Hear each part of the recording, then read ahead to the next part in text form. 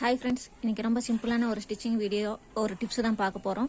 பொதுவாகவே நம்ம ஸ்டிச்சிங்கில் மிஷினில் கிளாத் போட்டு தைக்கும் போது ரொம்ப பியூர் காட்டன், இந்த மாதிரி ரொம்பவே பியூர் காட்டன் கிளாத் வந்து நம்ம யூஸ் பண்ணும்போது அந்த மிஷினில் பிடிச்சிக்கிட்ட மாதிரியே இருக்கும். அந்த டேபிள்லேருந்து நகராது. நம்ம என்ன தான் வந்து இந்த இடத்துல ஸ்டிச் பண்ணாலும் மொத்த கிளாத்து வந்து நகராது, கொஞ்சம் பிடிச்சி வச்சுக்கிட்ட மாதிரியே இருக்கும்.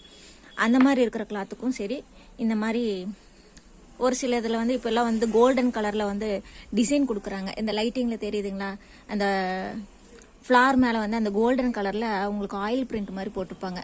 இந்த மாதிரி ஆயில் பிரிண்ட் இருந்தாலும் அந்த டேபிளை வந்து நகராது. இது வந்து அப்படியே ரப்பர் மாதிரி கிளாத்தை டேபிளை பிடிச்சிக்கும்.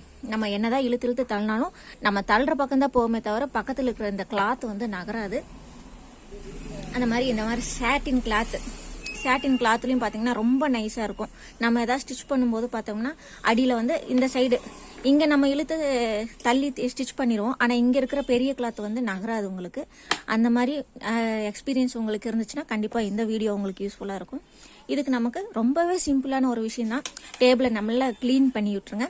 பண்ணிவிட்டு எப்படி நம்ம வீட்டில் யூஸ் பண்ணாத பழைய டால்கம் பவுடர் ஏதாவது இருக்கும், அந்த மாதிரி ஏதாவது ஒரு பவுடர் எடுத்துகிட்டு லைட்டாக ஸ்ப்ரிங்கிள் பண்ணுங்கள்.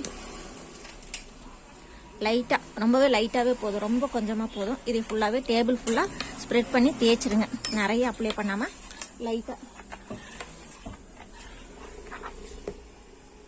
லைட்டாக டேபிள் ஃபுல்லாகவே நல்லா ஸ்ப்ரெட் பண்ணிடுங்க.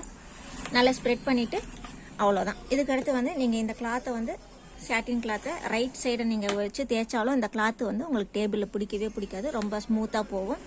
அதே மாதிரி பெரிய கிளாத் எது வச்சு நீங்கள் ஸ்டிச் பண்ணாலும் இதோட சேர்ந்து அந்த கிளாத்து உங்களுக்கு ஒட்டி பிடிக்காம ஈஸியாக மூவ் ஆகும். இந்த டிப்ஸ் உங்களுக்கு ரொம்பவே யூஸ்ஃபுல்லாக இருக்கும்னு நினைக்கிறேன். மறுபடியும் புது தகவலோட வேறு வீடியோவில் வந்து பார்க்கலாம். பாய்.